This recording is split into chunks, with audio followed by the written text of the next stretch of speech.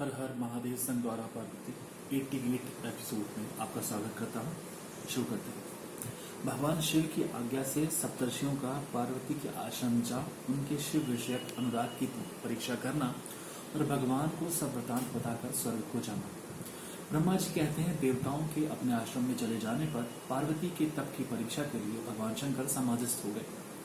वे सब अपने आप में अपने ही पराग पर स्वस्थ माया रहित तथा उपद्रव शून्य स्वरूप का चिंतन करने लगे। उस ध्येय वस्तु के रूप में साक्षात भगवान महेश्वर ही विराजमान है। उनकी गति का किसी को ज्ञान नहीं होता। वे भगवान वृषभध्वज ही सबके सृष्टा परमेश्वर है। तात उन दिनों पार्वती देवी बड़ी भारी तपस्या कर रही थी। उस तपस्या से रुद्रदेव भी बड़े विस्मय में पड़ गए। भक्ताधीन होने के कारण ही वे समाधि से विचलित हो गए और किसी कारण से नहीं। तदंतर सृष्टिकर्ता हर ने वशिष्ठ आदि सप्तर्षियों का स्मरण किया। उनके स्मरण करते ही वे सातों ऋषि शीघ्र ही वहां आ पहुंचे। उनके मुख पर प्रसन्नता छा रही थी तथा वे सब के सब अपने सौभाग्य की अधिक सराहना कर रहे थे। उन्हें आया देख भगवान शिव के नेत्र प्रसन्नता से प्रफुल्ल कमल के समान खिल उठे और वे हंसते हुए बोले, तात सप्तर्षियों, तुम सब लोग मेरे हितकारी तथा संपूर्ण वस्तुओं के ज्ञान में निपुण हो, अतः शीघ्र ही मेरी बात सुनो। ये राजकुमारी देवेश्वरी पार्वती इस समय सुस्थिर चित्त हो गौरी शिखर नामक पर्वत पर तपस्या कर रही हैं। मुझे पति रूप में प्राप्त करना ही उनकी तपस्या का उद्देश्य है। द्विजो, इस समय केवल सखियां उनकी सेवा में हैं। मेरे सिवा दूसरी समस्त कामनाओं का परित्याग करके वे एक उत्तम निश्चय पर पहुंच चुकी हैं। मुनिवरों, तुम सब लोग मेरी आज्ञा से वहां जाओ और प्रेम पूर्ण हृदय से उनकी दृढ़ता का परीक्षा करो। वहां तुम्हें सर्वथा छलयुक्त बातें कहनी चाहिए। उत्तम वृद्धधारी महर्षियों, मेरी आज्ञा से ऐसा करना है, इसलिए तुम्हें संशय नहीं करना चाहिए। भगवान शंकर की आज्ञा पाकर वे सातों ऋषि तुरंत ही उस स्थान पर जा पहुंचे जहां दीप्तिमती जगन माता पार्वती विराजमान थी। सप्तर्षियों ने वहां शिवा को तपस्या की मूर्तिमती दूसरी सिद्धि के समान देखा। उनका तेज महान था। वे अपने उत्तम तेज से प्रकाशित हो रही थी। उन उत्तम वृद्धधारी सप्तर्षियों ने उन्हें मन ही मन प्रणाम किया और उनके द्वारा विशेषतः पूजित हो वे मस्तक झुकाए इस प्रकार बोले। ऋषियों ने कहा, देवी कि राजनंदनी, हमारी यह बात सुनो। हम जानना चाहते हैं कि तुम किस लिए तपस्या करती हो तथा इसके द्वारा किस देवता को और किस फल को पाना चाहती हो। उन द्विजों के इस प्रकार पूछने पर फिर राजकुमारी देवी शिवा ने उनके सामने अत्यंत गोपनीय होने पर भी सच्ची बात बताई। पार्वती बोली, मुनीश्वरों, आप लोग प्रसन्नतापूर्ण हृदय से मेरी बात सुने।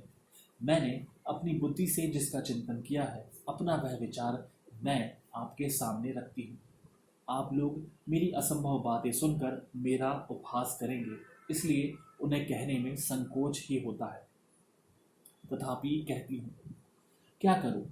मेरा यह मन अत्यंत दृढ़तापूर्वक एक उत्कृष्ट कर्म के अनुष्ठान में लगा है और ऐसा करने के लिए विवश हो गया। यह पानी के ऊपर बहुत बड़ी और ऊंची दीवार खड़ी करना चाहता है।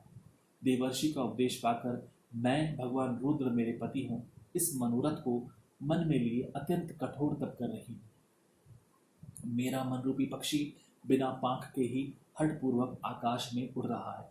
मेरे स्वामी करुणा निधान भगवान शंकर ही उसके इस आशा की पूर्ति कर सकते हैं। पार्वती का यह वचन सुनकर वे मुनि हंस पड़े और गिरिजा का सम्मान करते हुए प्रसन्नतापूर्वक छलयुक्त मिथ्य वचन बोले। ऋषियों ने कहा कि राजनंदिनी, देवर्षि नारद व्यर्थ ही अपने को पंडित मानते हैं। उनके मन में क्रूरता भरी रहती है। आप समझदार होकर भी क्या उनके चरित्र को नहीं जानती?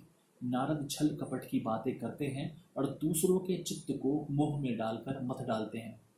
उनकी बातें सुनने से सर्वथा हानि ही होती है। ब्रह्मपुत्र दक्ष के पुत्रों को नारद ने जो छलपूर्वक उपदेश किया, उसका फल यह हुआ कि वे सब के सब अपने पिता के घर लौट कर न आ सके। यही हाल उन्होंने दक्ष के दूसरे पुत्रों का भी किया। वे भी उनके चक्कर में आकर भिखारी बन गए। विद्याधर चित्रकेतु को इन्होंने ऐसा उपदेश दिया कि उसका घर ही उजड़ गया। प्रहलाद को अपना चेला बनाकर इन्होंने हिरण्यकश्यप से बड़े बड़े दुख दिलवाए। ये सदा दूसरों की बुद्धि में भेद पैदा किया करते हैं। नारद मुनि कानों को पसंद आने वाली अपनी विद्या जिसको सुना देते हैं, वही अपना घर छोड़कर तत्काल भीख मांगने लगता है। उनका मन मलिन है, केवल शरीर ही सदा उज्जवल दिखाई देता है। हम उन्हें विशेष रूप से जानते हैं क्योंकि उनके साथ रहते हैं। उनका उपदेश पाकर बड़े बड़े विद्वानों द्वारा सम्मानित होने वाली तुम भी व्यर्थ ही भुलावे में आ गई और मूर्ख बनकर दुष्कर तपस्या करने लगी। बाले, तुम जिनके लिए यह भारी तपस्या करती हो वे रुद्र सदा उदासीन, निर्विकार तथा काम के शत्रु हैं। इसमें संशय नहीं है। वे अमांगलिक वस्तुओं से युक्त शरीर धारण करते हैं, लज्जा को तिलांजलि दे चुके हैं, उनका न कहीं घर है न द्वार।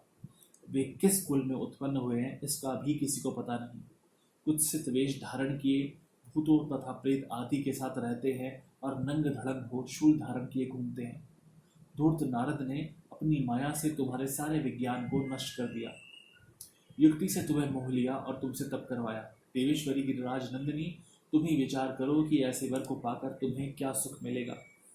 पहले रुद्र ने बुद्धि से खूब सोच विचार कर साध्वी सती से विवाह किया, परंतु वे ऐसे मूढ़ हैं कि कुछ दिन भी उनके साथ निभा न सके।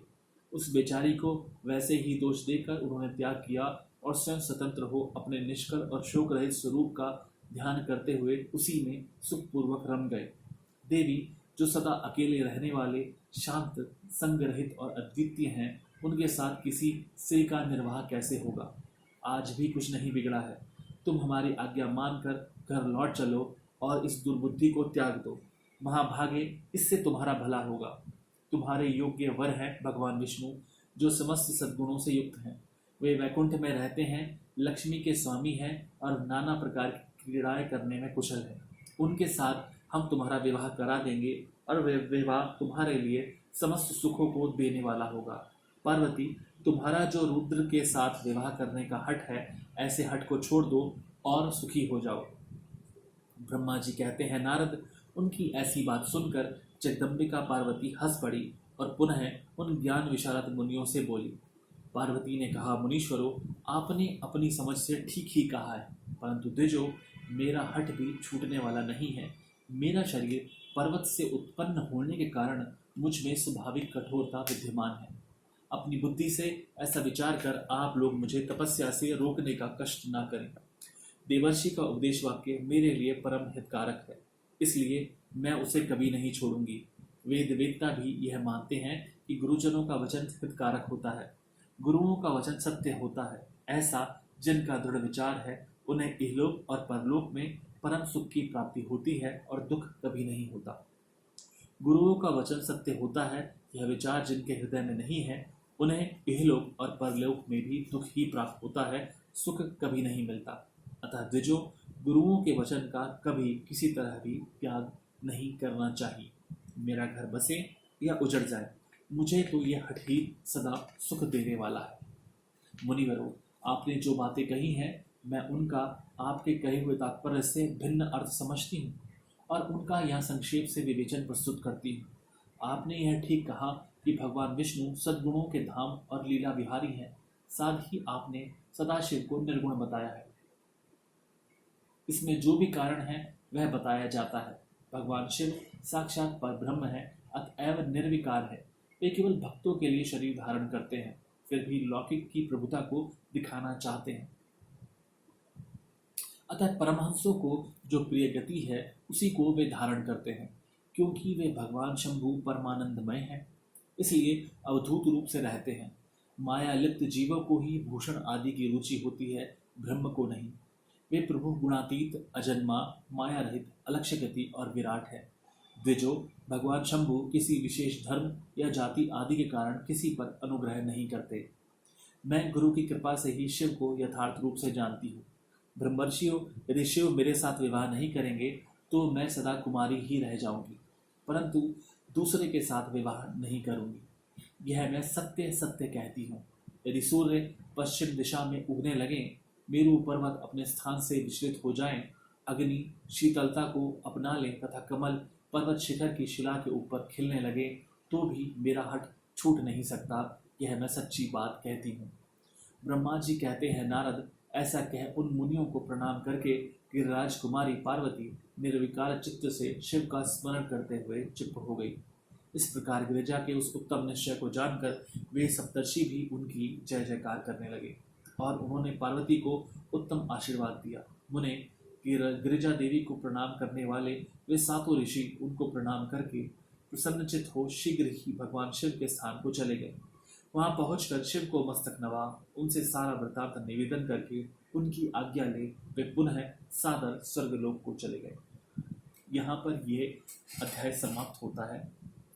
भगवान शिव ने अपनी भार्या पार्वती देवी की भी ऐसी दुष्कर परीक्षा ली।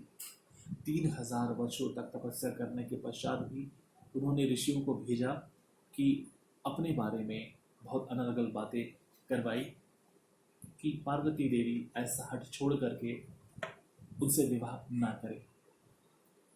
ऐसी महान परीक्षा